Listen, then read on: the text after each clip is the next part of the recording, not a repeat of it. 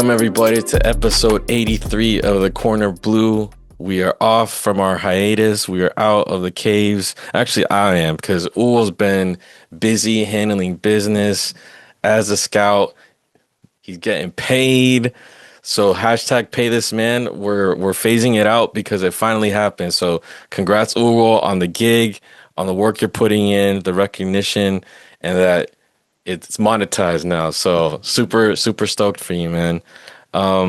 Today I figured, it's been a little work in the process of trying to figure out, how do we start another qualifying campaign or a new window as the last qualifying campaign crashed and burned the way it did.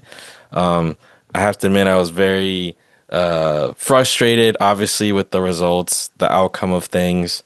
And it was just a weird feeling of how the results played out and it being possibly the last games at Irkutsk. But I figured throughout all that, it would be interesting to talk with someone who I consider a voice of reason within Salvadoran football, someone that we don't hear from that much, someone that keeps a low profile, yet is in the lab cooking out in Portland. And so I figured we'd reach out to none other than Andrés Flores so he could come and talk with us, break down, the last qualifying campaign, but also talk about some of the things that kind of keep players from establishing themselves abroad. Because, he spent some time as a youth player in Argentina, developing as a player there. He played throughout the different youth teams all the way to the senior team and being captain of the senior team for El Salvador. And then he had experience playing abroad. And so I figured, and we talked about this with Uwo, that it was like the perfect Venn diagram of youth player, international player, and now as a coach for an international club, an assistant coach at Timbers too. And so who better than to talk about that topic than with him? And so that's what we talked about. We're going to jump right into it. Well, thanks, Andres, for being with us. We've been on a hiatus for a couple months.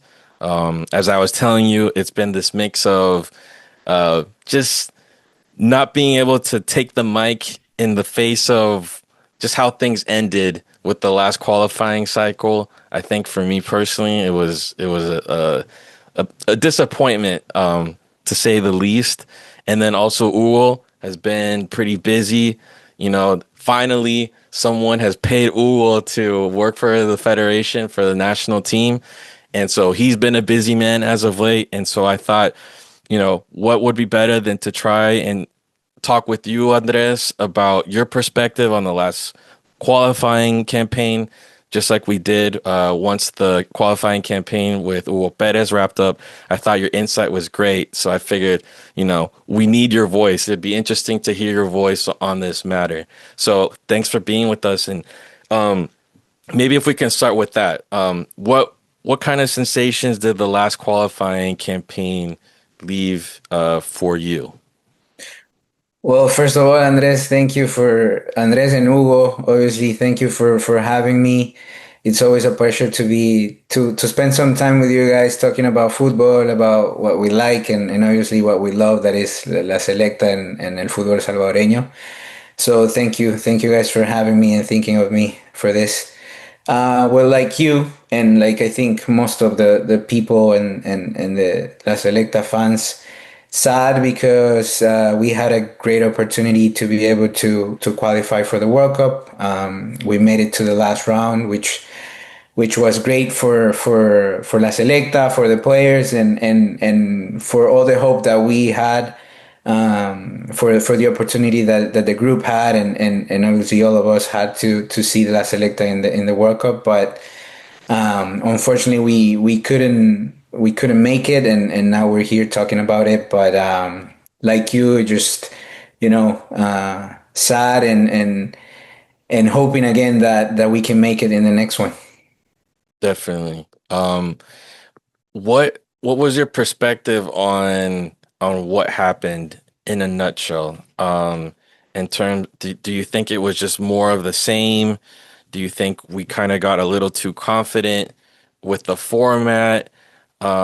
what was your takeaway, watching all of this from afar?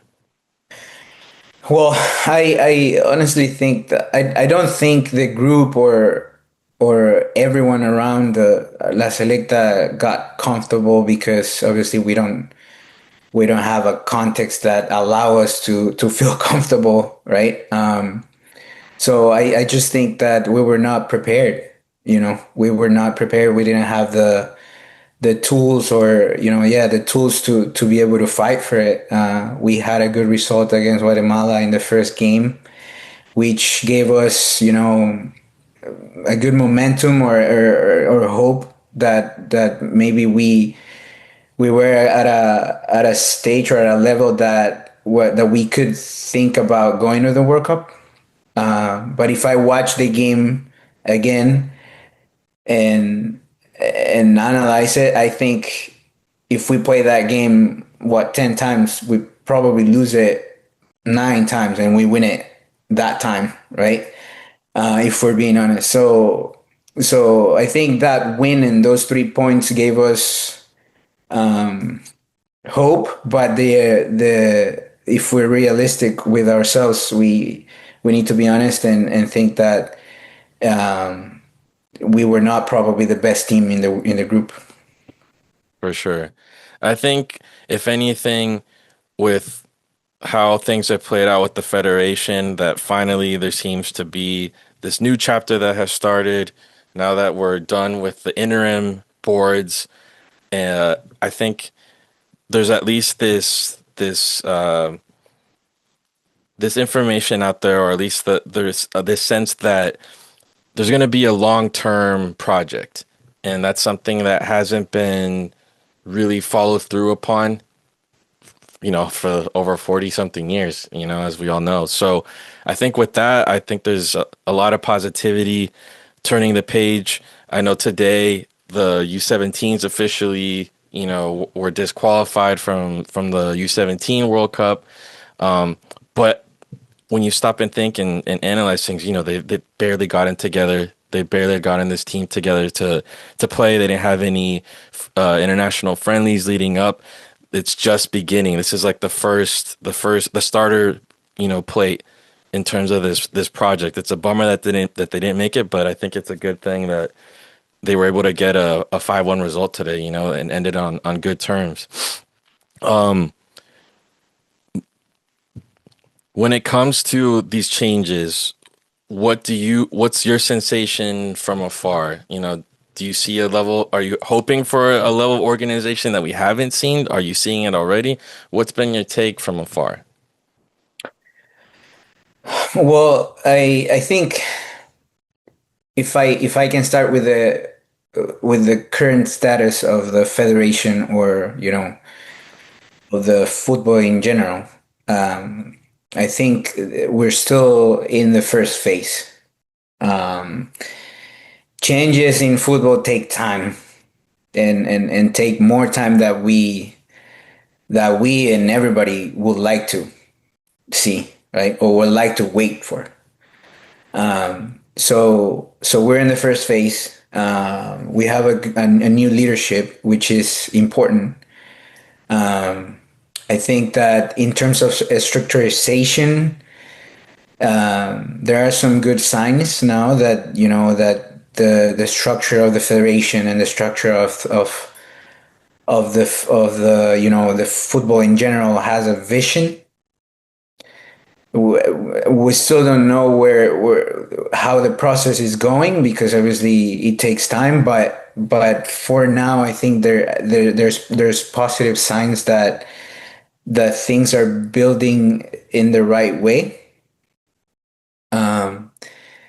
Considering the result of the U17, like you said, the context, the time that the players had to prepare, and the new coach, it's it would have been, I would say, because people say, oh, because of the group and who they played and other stuff, they needed to go, which makes sense.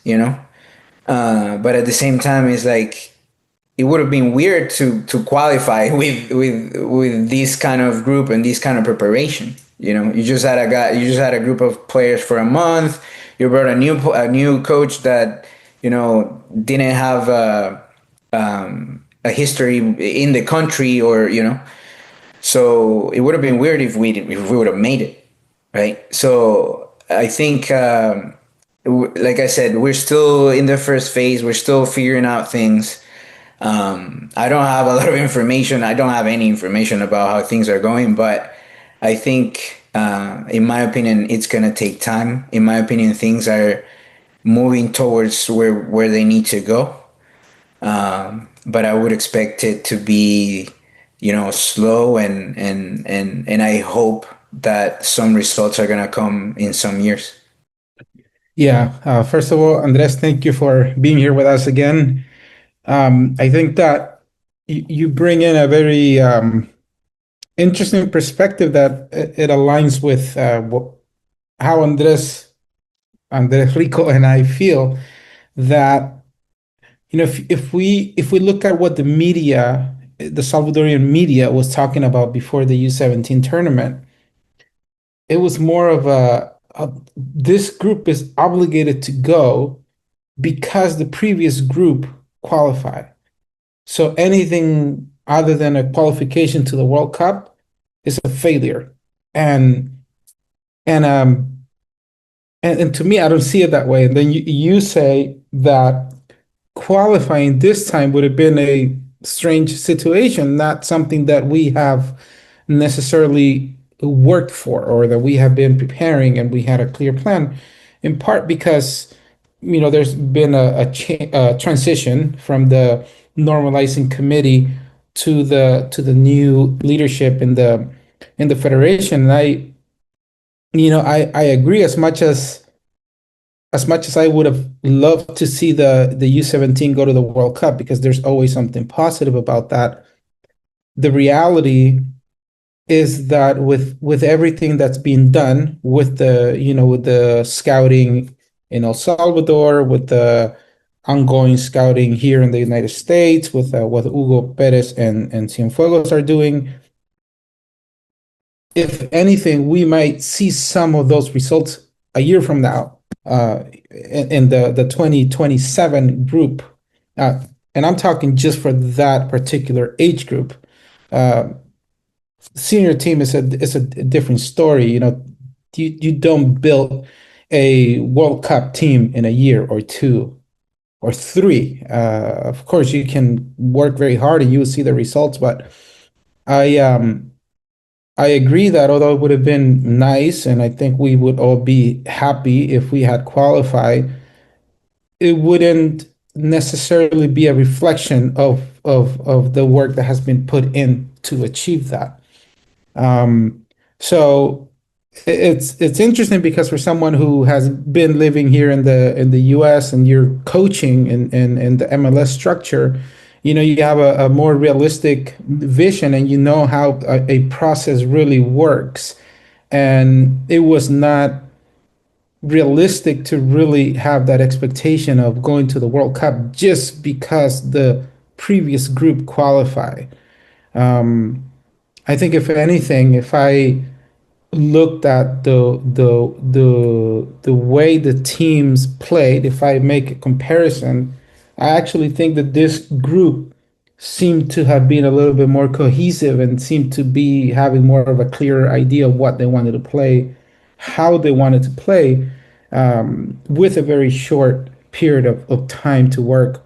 So, although I'm disappointed as well, I don't think it's not a current reflection of the new implementations that are taking place. And like you said, I mean, for me, now that I'm in it, I have definitely, I'm seeing things that in the last 15, 16 years that I've been involved, I've never seen before. So it I think it brings us hope, in terms of what can be achieved if things continue to move forward in the right direction.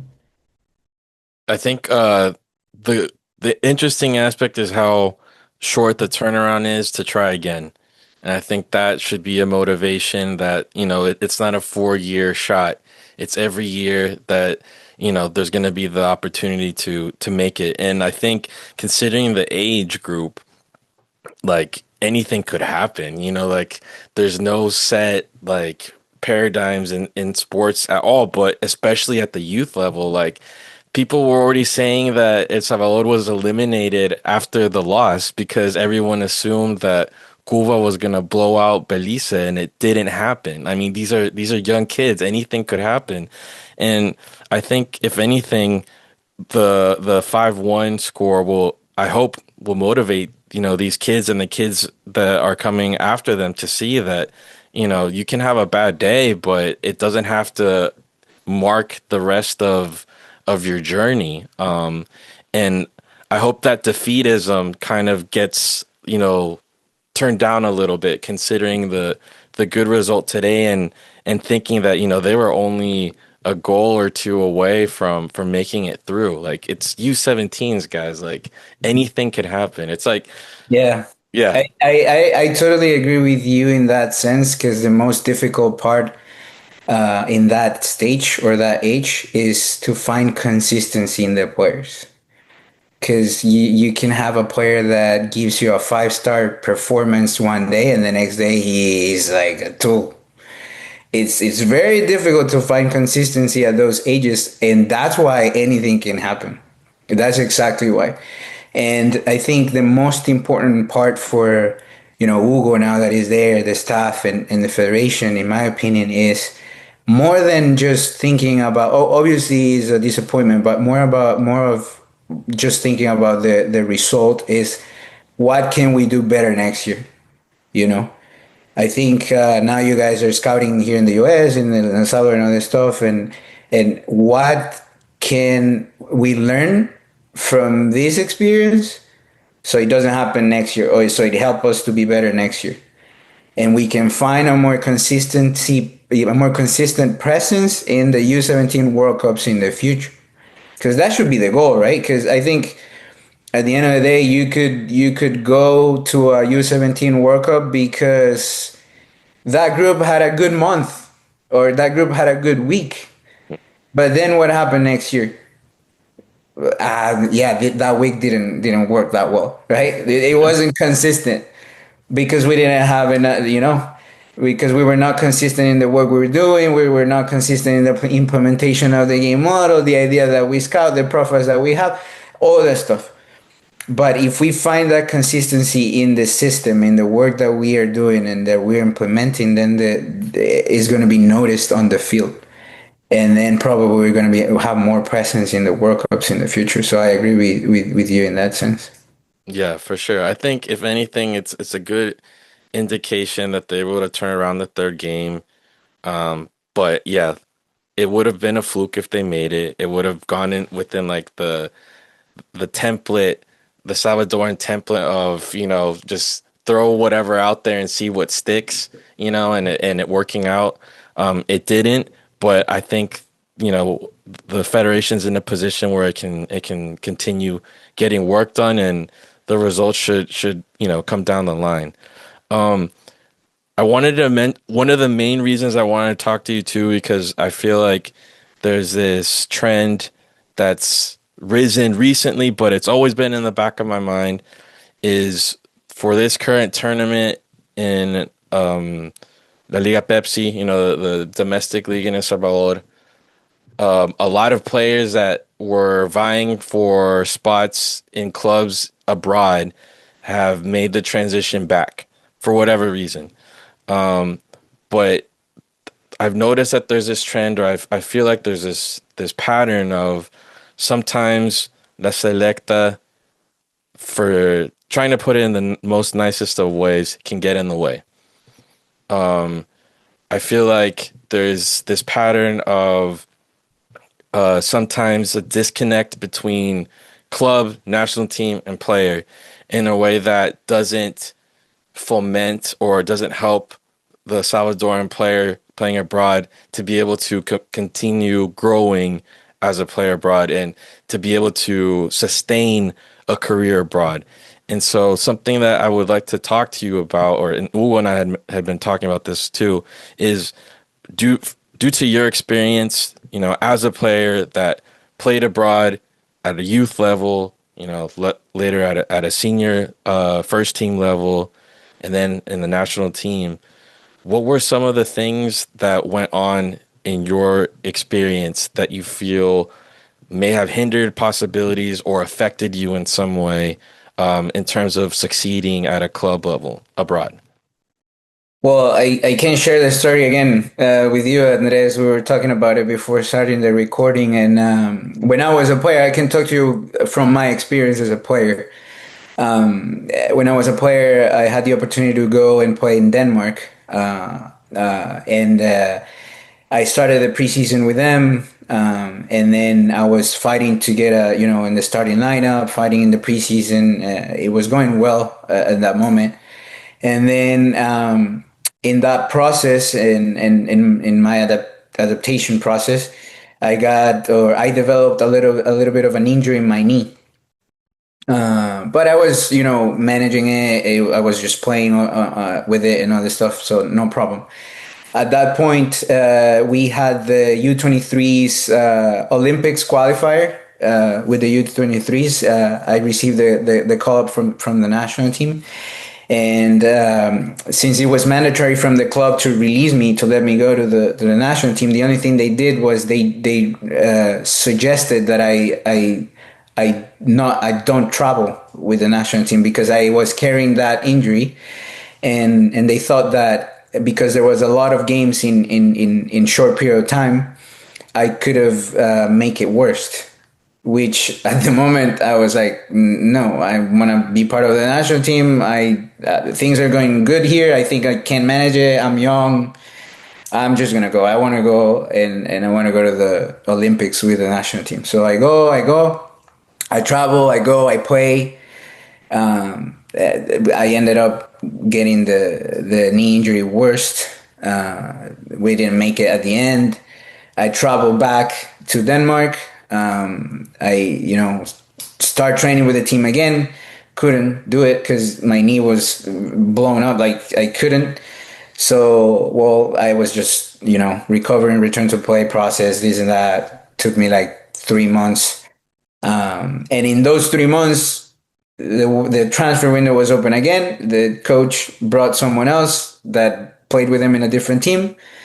And then he started playing in my position. So he was the starter now.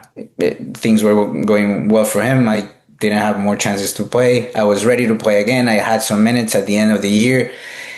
They offered me 6 months more, but they told me, they were honest with me, you're not going to have too many opportunities. Like, it's up to you now. So I decided to go back to El Salvador because I wanted to play more. At that moment, for me, the priority was to play. And so I went back. That was my experience as a player. And as we were discussing previously, I think there is a context around the decision, right? And I think there are moments where we need to prioritize what's the best picture for, or what's the best plan for the player in terms of his development. I know the national team is, there's no time, like you always need to win. You always need to try to win because people demand it, which is normal in everywhere in the world. It's the nature of the business. Yeah, that's it. But sometimes you need to understand the context of the player, what is more beneficial for the player at the moment. And then if that's going to make you have a better player in a couple months or in a 6 months or something like that in the future, right? So those things, and there's a lot of variables too. Like, it's not 100% black and white, but there has to be a system, a support system that can make this clear to the player so he can make the best decision. And that doesn't mean the player is gonna say no, or he doesn't want to be part of the national team, or this and that. I mean, that shouldn't be discussed. That's 100% always there. But sometimes you also need to understand the context and see what's the best for the player. Yeah, you mentioned basically a situation similar that happened with Ordaz, and how he was basically told that he could go back. He was released to his club so he didn't have to play the last match of qualifiers with, everything out of the window. And I thought that was a good example of, a difference.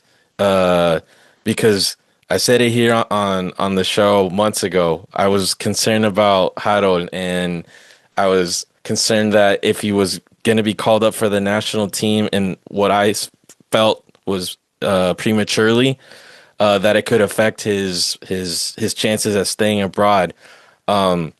He gets the goal against Wate, of course, like amazing goal. But then the downside to it, in training, he gets injured, and since then he's made the move back to the Salvadoran League, and it's just, it's a pattern that we've seen multiple times. Oh, I know you've seen it throughout the years of just decisions made along the way.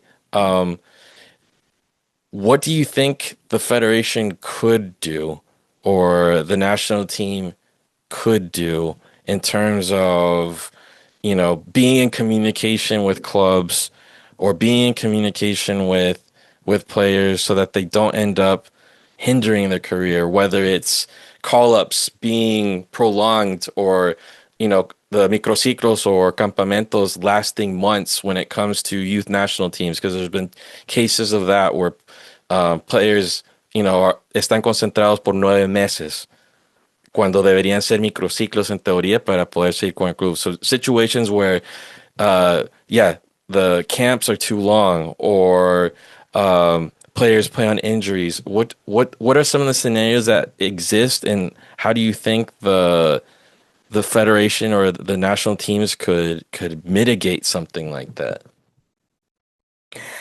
Well, first of all, planning, right? Planning and have a clear picture of what the year looks like, where are the FIFA dates, where are the games that you're supposed to play, and have a clear plan of what you want, right?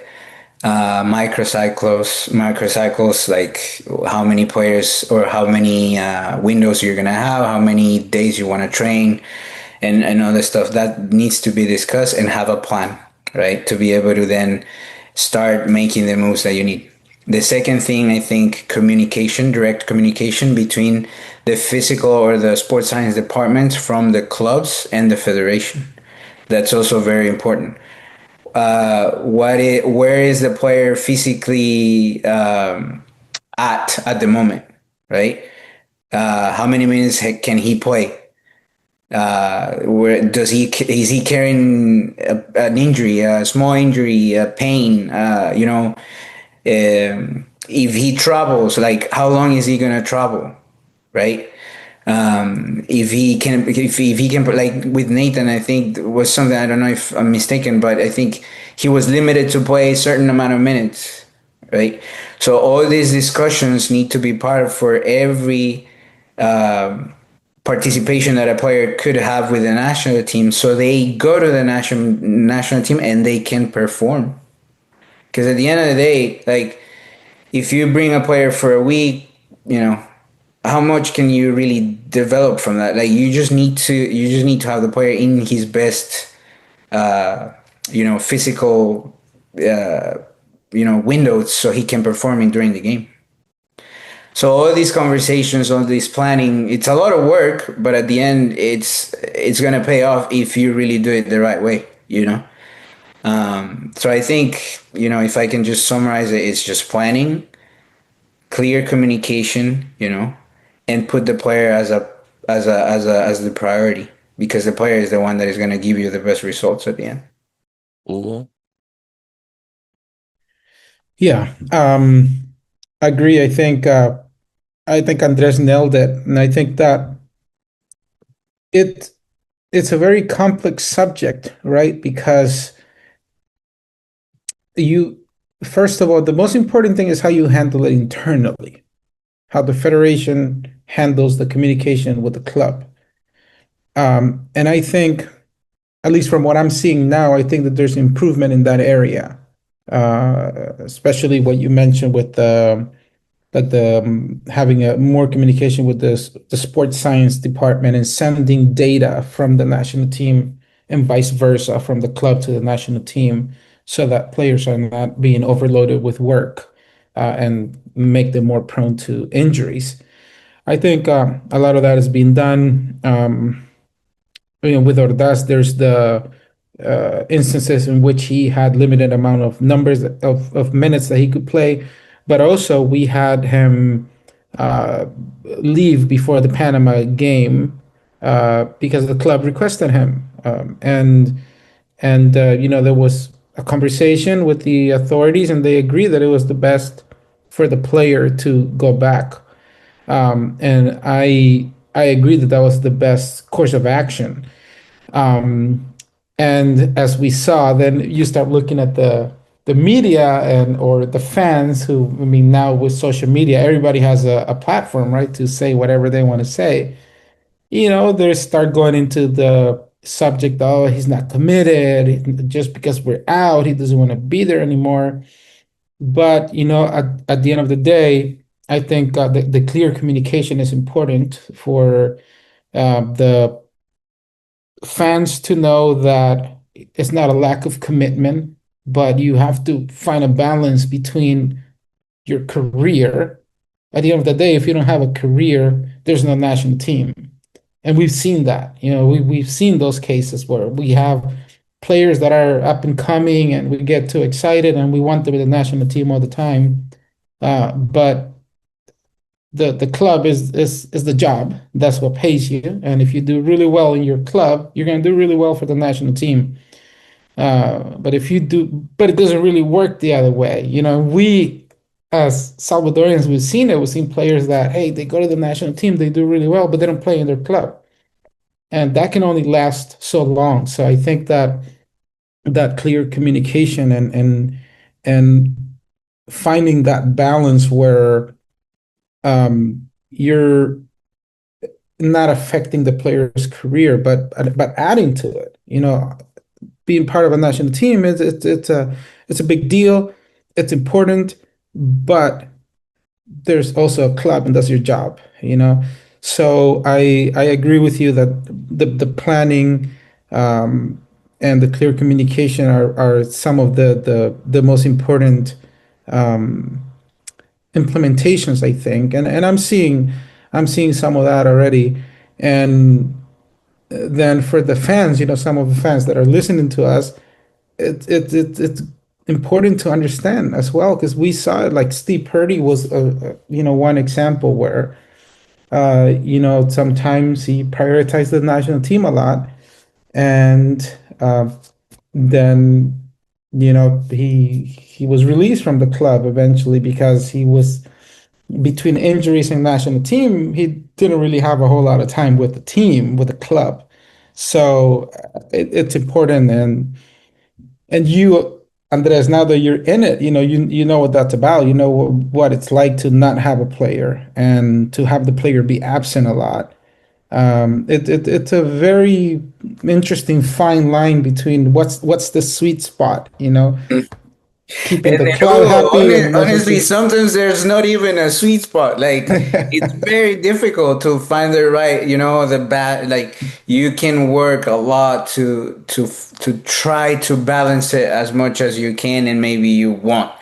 But as long as you have clear what are the priorities, in this case, La Selecta, for example, La Selecta will have, I don't know, for example, the Gold Cup is going to be the major tournament in the year, right? For the La Selecta. So everything has to be worked towards the Gold Cup. So if a player maybe he needs to miss one window in March, so we can have him fresh for the Gold Cup in July or August, whatever, then so be it, right? But we need, that's why that's where the planning is coming. That's where the communication. How much has he played in these last 2 3 months? Where has he had days off? Like how many? It's a lot, but it's fun and it's good for the players and it's gonna be good for La Selecta. I think. Now that you're working for a club, what have you noticed the perspective is when handling the release of players to national teams? Like, is there a reluctance to it? Like, what is the overall like perspective on that side? It depends on where you're at in during the season, at what stage of the season you're at, how many, it's just too many variables, but how many injuries you have, if you still have chances to make it to playoffs, if you're in playoffs, and all this stuff. In our club, we're always happy to send a player to the national team. The time that I've been here as a coach and I've been part of conversations and all this stuff, we've always been like, no, let him go, right? But there's always a conversation, you know. How can we help him to go in his best, physical shape, to perform? We had a player from the second team last year. He was with Guinea Equatorial in the AFCON, and we didn't make it to playoffs, so we were not playing games in October already. We finished our regular season the second week of October, and he had to go the first week of December to Africa. So we were like, okay, how can we help him? Right. So we started to make a plan for him. He was part of the first team trainings and a lot of things, but there's always a conversation, how can we help this guy? And, sometimes you have to prioritize if we're in playoffs, then he has to play 90 minutes and then he can go and then the national team manage him. But, like Hugo said, like the club is paying him. So if we're Yeah, in playoffs, we have to prioritize the playoffs. for sure. But it's always a process. Yeah. Something just came to me too that, a lot of the players from El Salvador have been landing in the US for the most part. Um, I would say too that if somehow or if it ever happens where the season calendar changes, I feel like that would also alleviate some of the issues with being released or, like because during Gold Cup or qualifiers. They usually happen in summertime, and then MLS is basically the one league that's still competing at that time. So I feel like that has also been one of those factors that has created that tension or those moments where things can go sideways when it comes to mediating all those factors. But yeah, I wouldn't call it a curse. Uwe and I have talked about it in the past, but I wouldn't call it a curse. But yeah, it's something that has just come up very frequently. Of how do you balance all those things out? Like I wanted to ask you, Andres, when you were in Argentina, did you have any issues coming back to play with like the U17s or other youth national teams while you were out there? No, no, never. They were always very open to let me go. They were proud about it. Like there wasn't any problems. The problem was for me because he was very competitive. So, as soon as I got away for a week or a little period of time to be with the national team, when I come back, then I had to start fighting again for my spot, which is, normal, but that's the world in which we live is a very competitive world, and we don't have the luxury, or at that, me in that moment, I didn't have the luxury to be one of the best players in my age group. And in general, in El Salvador, we don't have the luxury to have players that are, a normal starter for their team abroad, right? For their club. So that little time that they go away, it's tough because when you come back, you have to battle again and get momentum and get the confidence from the coach. So that's the reality in which we live, and hopefully in the future we get that group of players that make us feel a little bit more secure about going away from the team, come back, play. But for now, we don't. Is that something that could be worked upon, for example, like taking into consideration that maybe, the player's development at a youth level abroad may bear fruits in the long term, like letting them be like, go play, go do your club stuff, and then we'll call you in like a couple years once you've settled in. Like, do you think that is a possibility or something that could happen or should happen? Well, I think there's got to be a deeper analysis to make a decision if it should happen, right? It's got, but I think it's a good idea because um, some of the things and probably why we as a players don't last as much is because our competition back home hasn't been as, if I can say it this way, competitive as in other countries.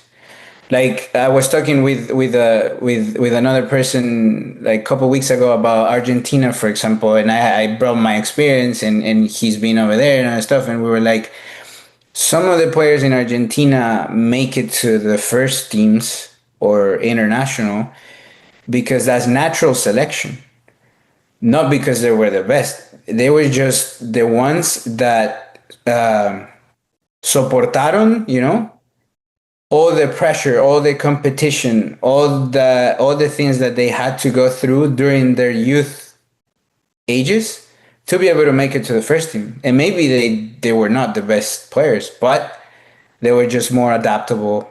They aligned to what the coaches required. They were, smarter or whatever. But maybe they were not And they all, didn't have to travel away to and they different didn't have countries to for go. national teams. It's Exactly. So, all within you a know, radius. yes. So um, sometimes all the stars have to align for you to, but that could help because that just establish a platform for the players to develop what they need. We call it here the world class basics, so they can develop that. And then when they go and make it their debut in professional level or they go to the national team, they have those world class basics. So then now they're more prepared. Yeah, because I mean, just due to El Salvador's history and or the history of players being able to go abroad at a youth level, there's very few cases that we've heard of or that have been published, like you and Jaime, like, sometimes I guess I could say like, lo hubieran dejado allá tranquilos, man. Like Yeah. we enjoyed your guys' football so much with the U23s, when you guys all look like Saiyajines out there, but lo hubieran dejado allá, like what if like you guys would have just been let to develop and then come get called up when the moment was right, where when you guys could um, bring your game and reinforce the national team without it getting in the way of your development. And that's just something that's just been, yeah, in my head as of late. And I'm enjoying this conversation a lot because, yeah, I'm hoping at some point someone's able to crack the system, because we're not in the traditional sense a country that is known for developing players domestically and then basically exporting. You guys are trailblazers or pioneers where you're getting the development hours away, yet you're called back, but the domestic league, the national teams don't compete at the same level as you're developing. So it is in a sense a hindrance. And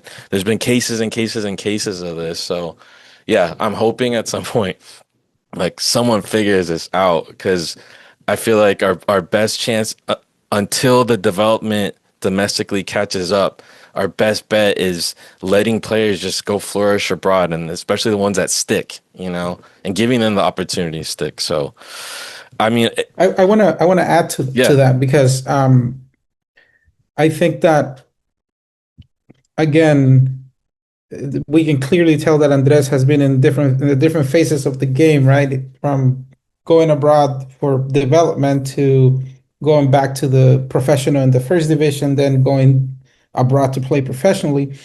One key aspect that I'm aware of, but sometimes it's important to find a balance, right? But how many players have we had in our recent history who are well established when they go abroad? Not many. No. Not many. I mean, I could think of Pablo Puñet Mhm. and Roldan. Players who were consistently starters in their clubs, important pieces for their clubs.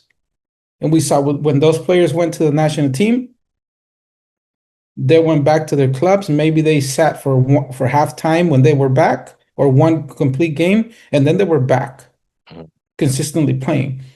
But that's not the situation for the vast majority of our players. So a lot of our players, they go abroad, and maybe they're just breaking into the team, playing some minutes, and then national team time comes, and because of the lack of players abroad, we feel the need to have them play for the national team. But unfortunately, that can really affect their careers with the national team. So again, we go back to how do you find that balance, and thinking of the long-term benefits for the player and for the national team, so that it's a win-win situation for all.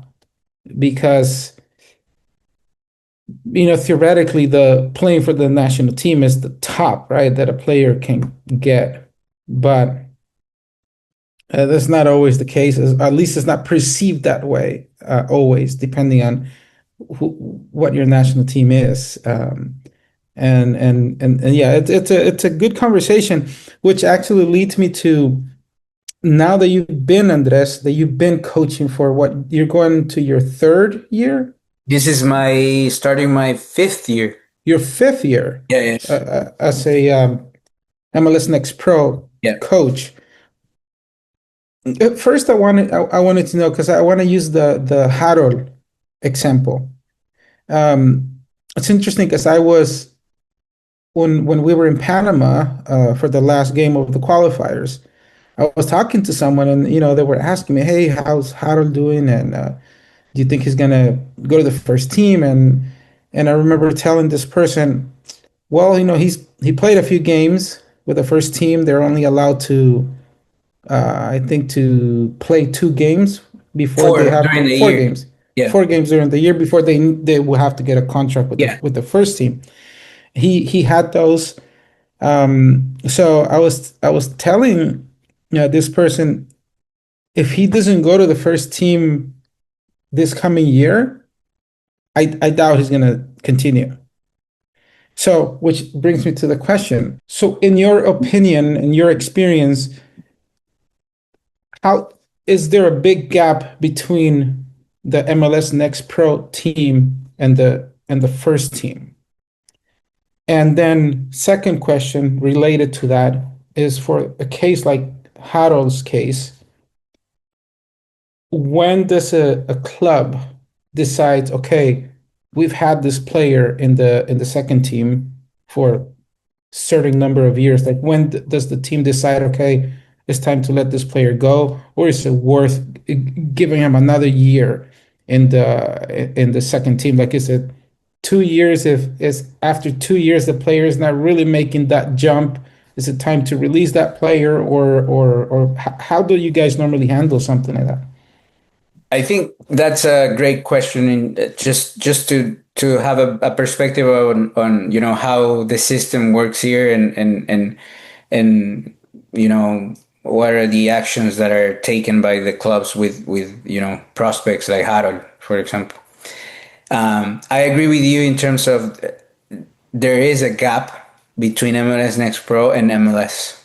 There is a gap, and that's when USL Championship comes in the picture, right? Because some of the teams use some of USL Championship teams to be able to send players on loan, to be able to try to close that gap or breach that gap, and give players that experience to go there, play first team games or first team football, and then be ready to come back and add to their first team rosters. We had a player that we loaned 2 years ago to one of the USL championships. He was a goalkeeper. The club felt and felt that he was ready to make that jump, but he was in that gray area between he's better than MLS Next Pro, but he's still not ready for MLS. So they loan him, and now he's back with us with the first team, and now he's the second goalkeeper for them. He's still young, but he's more prepared now. He's in a better position. So to be able to make decisions, it all comes down to the vision or philosophy of the club. You know, if you have a club like Chicago, or there are some clubs that are more, they trust more in their academies, in their youth development, their young players, and then maybe they give them a little bit more time. Some other clubs that don't have that, they prefer to go and buy players or bring players from somewhere else or spend more money. That's up to the club. But I think in general, in the clubs to give 2 years to players to develop in MLS Next Pro, and then they start making decisions. So in general, clubs have between 2 to 3 years tops to see a player playing in MLS Next Pro and then make a decision. So I think that's a little bit on how it happened to Harold. And that's what I've seen throughout the league, and those are the practices that are the more usual in the league. So it's between 2 to 3 years, and they start making decisions. And if they don't see that the player is ready for the first team, they either loan him to USL or somewhere else, or they just release him. And continuing along those lines, because I think it's a subject that applies a lot to our players. Now that you've been involved for a while, do you think that MLS is a league where the profile of Salvadorian players fits? Like, is MLS a good destination for our players, or do you think, hey, based on what I've seen, Salvadorian players will really struggle in MLS? I think that coming from El Salvador directly, Yeah. yeah, I think it's very difficult for a player coming straight from El Salvador, from La Liga Mayor, like El Salvador top league, and and currently be successful or have an impact right away in an MLS team. So I would say that there might be better destinations for players going out from the Salvadorian league than coming to the MLS. So recently you saw that Mario Gonzalez went to Costa Rica, Mm. Steven went to the Mexican second division, and there are people saying, well, second division or Costa Rica, they at least have the talent to be in MLS. So it seems like people continue to perceive MLS as this mid-level league. I don't see it that way.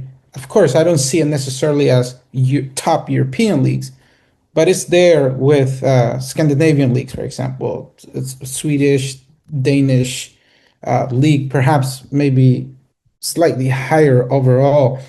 Um, in my opinion, with what you just said, I think that a jump from the Salvadorian first division to the Costa Rican first division, and then perhaps MLS, or Mexican second division and then MLS, I feel like that's a pretty good bridge. I feel like even the Mexican second division can prepare a player for the type of game that is being played in the MLS. That's my opinion. How do you see it?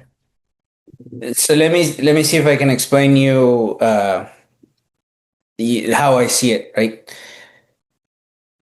in these transfers, right, or in these steps that players take in their career, we need to consider their development. We need to consider the development. So to be able to have a Mario Gonzalez that can go from Alianza to MLS and have an impact and be a starter and play every game and all this stuff, you know. Mario Gonzalez needs to be used to a competition that is closer to MLS because, like you said, Mario Gonzalez has the talent to play there, but he's not used to the competition. He's not used to the speed of play. He's not used to the physicality. He's not used to the travel.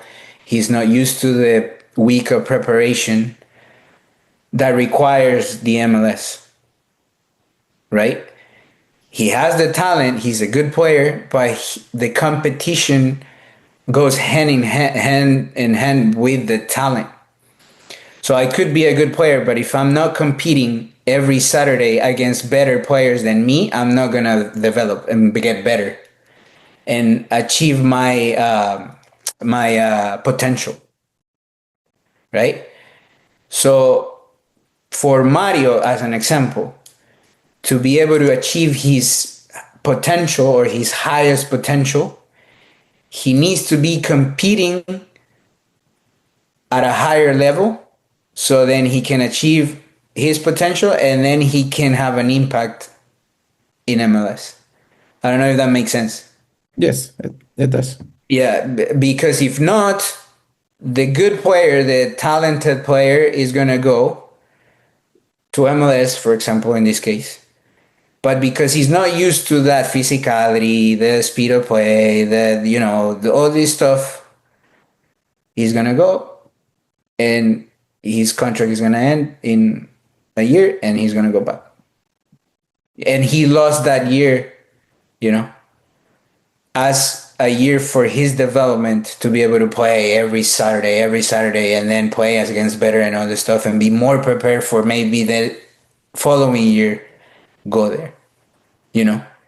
So Yeah. that's very important and that needs to be considered at the time of making the decisions. And I agree with you that sometimes going straight and making that big jump is not the best. Sometimes you have to make a stop to prepare yourself better and then make that bigger jump. All right. And finally, Yeah, go ahead. finally, Go ahead, sorry, Will. because these are a lot of questions that people ask. The people wonder. Yeah, One, for sure. Andres res responded to this question without even me asking that. I think it's great to be in MLS Next Pro because you are in that club's system, right? You're already part of the club, the MLS club, in a way.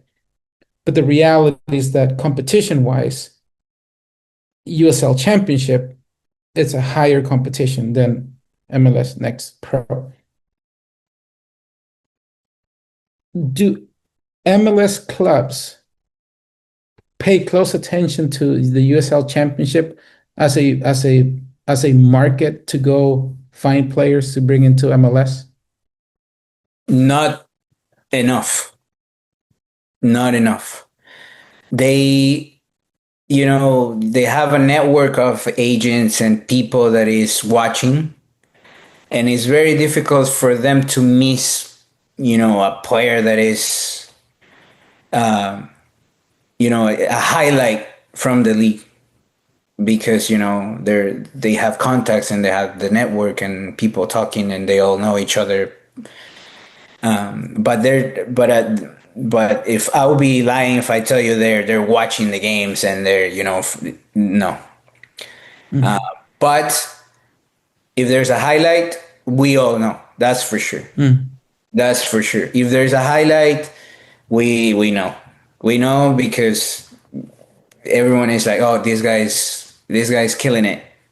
Take a look, and now we start working. So we know about what's going on. That's for sure. But I'm not gonna say everyone is watching the games because no. But we know everything. Yeah. you have to be one of the top 5 players in the league to have a chance Yeah. to Yeah. make the move to MLS, basically. Yeah. Yes. Yes. All right, and I think to wrap up, because we've taken an hour of your time at least, or a little bit more, Andres. But now, in terms of your development as a coach, do you want to be a castaway in a sense where you're left to your own devices in the land of Portland to continue with your development as a coach? And when, if at all, would you like to get involved possibly with the federation? Obviously, I mean, has it crossed your mind at what point you would like that to do that? Is that a goal of yours? I remember the last time we talked about the prospects in your career, you said that you didn't necessarily want to stay in coaching when it came to football for your career, that you didn't want to just stay in that role. Has that idea changed? What kind of roles do you see for yourself? How's the panorama now in your career now that it's been what, probably like 3 or 4 years since we last chatted?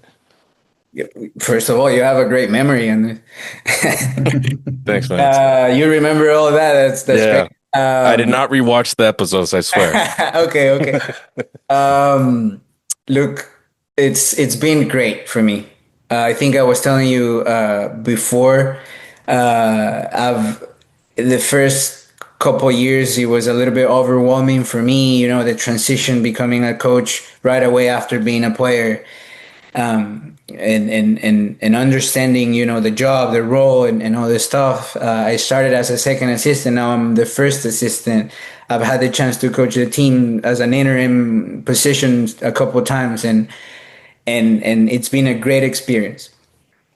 Being a head coach is not my end goal, you know. But if I had the opportunity to leave the experience, I would take it, because since I when I retired, I told myself that I wanted to experience as many roles within football as I could, you know, coach, scout, technical director, or, you know, whatever, you know, as you know, if there's a good opportunity, a good role that, you know, I can leave and I can experience, I will love to do it, because I've noticed that I have probably more passion than I thought for the game, and I'm liking it, you know. So if there's a chance for me to take a head coach position at some point, I will take it, because I would like to leave the experience. If not, not a problem. If in the future I have the chance to you know, share a little bit of this experience, this learning with the federation and with you know, la selecta and el fútbol in El Salvador and all this stuff, it would be great. I think the moment has to be the right one too, Yeah. you know, for me to be able to make the decision, and not just for me, but also for El Salvador. You know, it's something where it has to be a good moment for both, for La Selecta and for me. The stars have to align. Yes, because, you know, sometimes when you've been a former player, and I was the captain at some point, and all this stuff, you know, you want to add and help and other stuff, but sometimes because of that, you know, willingness to help and add, you end up not helping and getting in the middle of things and other stuff. So I just think that it's got to be the right moment. It's got to be something that works for both, for La Selecta and for me, and obviously it will be something that will make me feel happy, you know, because if there's something that I think every player and every person that is from El Salvador has in their heart, is that willingness to give back to the country, right? And I'm not an exception, and I feel that too. So if at some moment in the future happens, well, I'm open to it. Yeah. But coaching right now, you're comfortable in it. That's what you see yourself, for, at least for the foreseeable future. For the for Versus the near Andres future, that I spoke to, 3 years ago. for the near future, yes. Mm-hmm. Um, for the near future, yes, my position have allowed me in the past 2 years to be exposed to some scouting too. I've been doing a lot of scouting, which have, opened, more tools for me Hmm. and other stuff. And the club has been great for me too. So I'm in a great place and I'm enjoying it a lot. So we'll see. We'll see. For sure. Well, thanks again for checking in with us, chatting with us. It's always a pleasure to talk to you and have you on the show. And I think it gives us a good injection to keep going with this. We've taken a hiatus, but I think it's these types of conversations that are always, motivating and the reason we do this. So thanks a lot, Andres. And hopefully it doesn't take too long to chat again, but good luck. The season's just about to start, or has it started yet? Yeah, it's about to start. Yes. Nice, nice. Good luck. Good luck with that. And I'll have to check the schedule when Portland's out here in the Bay, and hopefully I can make it out to a match or so. Yeah, of course. We'll stay in touch. Thank you so much again for the invite, for having some time and sharing some time with me to talk about what we like. And I think that better times are coming. Maybe Hugo could tell us a little bit more of that, but hopefully, that feeling and that hope becomes reality. So thank you again, and hopefully we see you soon. For sure. Thank you, Andres. So as usual, what a pleasure to talk to Andres, to get his perspective and to get his insights now that he has grown as a coach. The last time we talked to him, he was just retiring and just starting that new adventure as a coach. So now, we can definitely see his experience and that mileage that he has under his belt with the coaching and having the different experiences within MLS Next and Pro and MLS as a whole. And I really love hearing his insights, what his experiences were as a player, and how we can help our current players that are moving abroad, and how things can be improved to find that perfect balance where we're giving players an opportunity to develop abroad and at the same time perform at the national team level. Yeah, I think his insight was amazing. It's always great to hear stories that we otherwise wouldn't unless we're able to talk with the players or our guests here on the show. And I think the main takeaway is, the things are feasible. It's tangible, but there has to be planification to it. It's not just gonna appear out of nothing. The stars need to align for things, but work has to be put in place. And I think, as farther as the network of Salvadorans in professional football keeps increasing, I feel like at some point, the information will come back to benefit the national team at the different levels.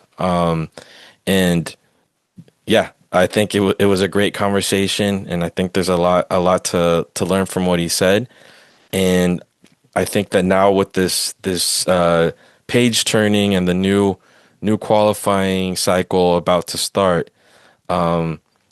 I hope to see some of that balance for players seeking to play abroad. I hope to see stability in their careers, in a way that I feel like we haven't had in a while. And yeah, it's awesome to hear you and him talk shop because, both of you guys are involved with footy from the inside.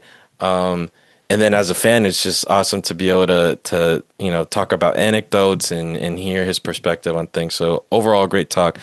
We appreciate you guys' patience with us taking the hiatus. We're gonna continue to record as long as there's stuff to talk about. We'll be getting on the mic, and we'll be updating you as we start uploading and doing more episodes.